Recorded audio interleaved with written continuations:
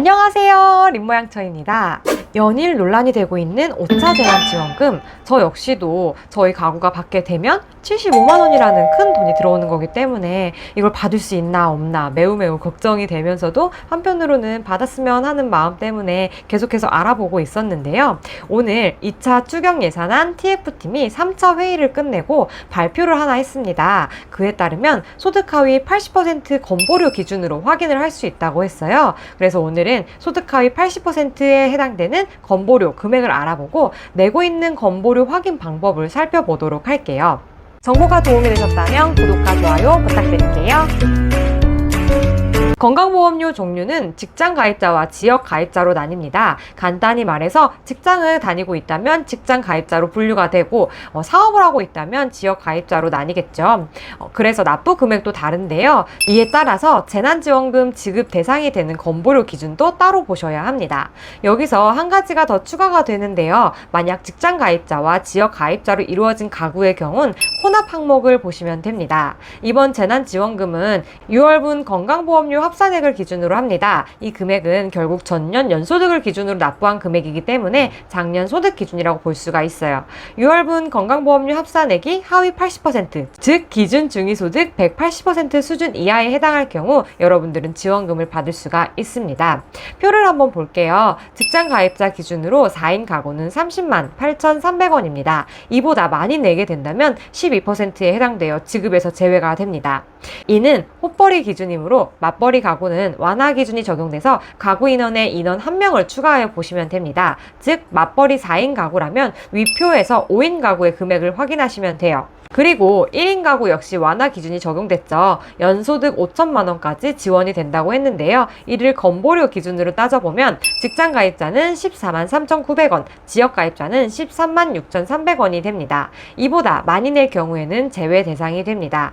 물론 이 조건에 들어가도 가구 구성원의 재산세 과세표준 합계액이 9억 원을 초과하거나 금융소득 합계액이 2천만 원을 초과할 경우 지원금을 받을 수가 없습니다. 과표 합계액이 9억 원이라는 건 공시지가가 15억, 시가가 20에서 22억 정도에 해당되는 재산입니다. 부부 공동 명의의 경우 각각의 과세표준 합계 기준 9억 원을 적용합니다. 이 제외 항목은 직장 가입자나 지역 가입자 상관없이 모두에게 적용이 된다는 것 기억하시고요. 그렇다면 여러분들이 건보료를 얼마나 내고 있는지 확인하는 방법이 궁금하실 텐데요. 이는 간단하게 조회가 가능합니다. 건강보험공단 홈페이지에서 조회를 하실 수 있어요. 앱을 다운받으셔서 조회도 가능한데 저의 경우 앱을 통해서 이번에 조회를 했습니다. 앱의 이름은 더 건강보험입니다. 준비물은 인증서가 미리 있으시면 되고요. 따로 회원가입은 필요가 없습니다. 앱에 들어가면 메인 화면 상단에 조회 버튼이 있습니다. 그 조회 버튼을 누르면 직장 보험료 조회와 지역 보험료 조회가 따로 있으니 해당되는 버튼을 누르셔서 조회를 하면 됩니다. 21년 6월 기준 납부 금액을 확인하면 되겠죠. 각자 처한 상황이 다르기 때문에 적용 기준도 조금씩 다를 수 있는데요. 대표적인 내용들을 몇 가지 한번 다뤄보겠습니다. 우선 같은 가구원이냐를 따지는 기준은 주민등록을 같이 하는가와 건보료를 별도로 내는가에 있습니다. 노부모의 자녀는 별개 가구로 보고요. 배우자와 자녀는 같은 가구로 보는 게 우선 원칙인데요. 여기서 조금씩 상황에 따라 다르게 적용이 됩니다.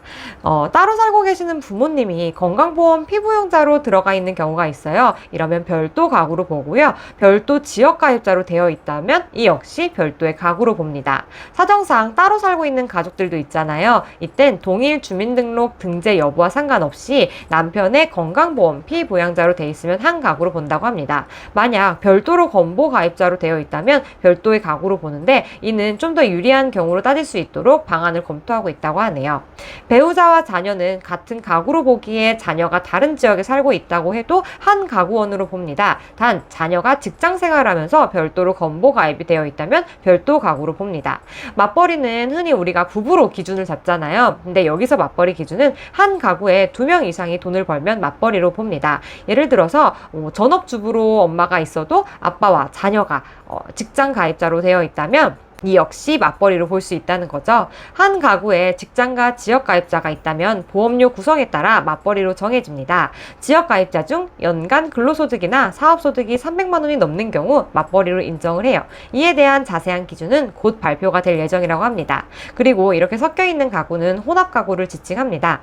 지역가입자의 건보료는 전년도 소득에 의해서 정해지는 거잖아요. 올해의 경우 19년 소득이 들어가는 거기 때문에 지난해 소득과 괴리가 있을 수 있어요. 이럴 경우 소득금액 증명원을 떼서 이의 신청을 하시면 된다네요. 이와 관련해서 건보료를 아낄 수 있는 방법을 제가 올린 게 있으니 꼭 참고해서 혜택을 받으세요.